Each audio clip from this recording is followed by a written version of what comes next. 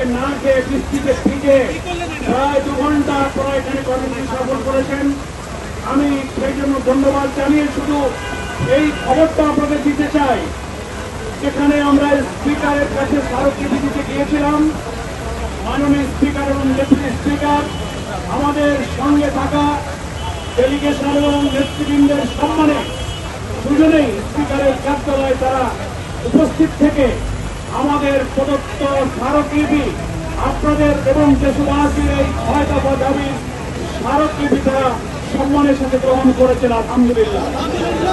এবং দেশের জুলাই আন্দোলনের সর্বকনিষ্ঠ শহীদ জাবের ইব্রাহিমের আম্মা রোকেয়া বেগম 11 দলের পক্ষ থেকে তার স্বাক্ষরিত এই স্মারকলিপি তিনি স্পিকারের কাছে হস্তান্তর করেছেন।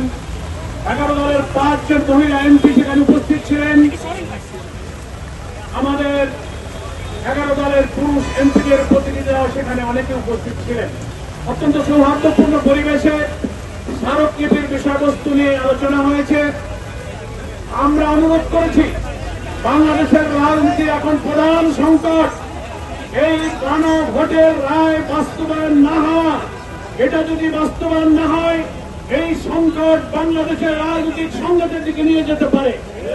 ওনাকে অনুরোধ করেছি, আপনি পার্লামেন্টের গার্ডিয়ান হিসেবে দেশের প্রধানমন্ত্রী, সংসদ নেতা এবং বিরোধী নেতা উভয়কে নিয়ে আমাদের গণভোটের ম্যান্ডেট অনুযায়ী 70% হ্যাঁ ভোটে জয়যুক্ত হওয়া গণভোটের রায় বাস্তবায়নের আইনি পদক্ষেপ আপনি গ্রহণ করবেন। তিনি আমাদেরকে এটুকু আশ্বস্ত করেছেন।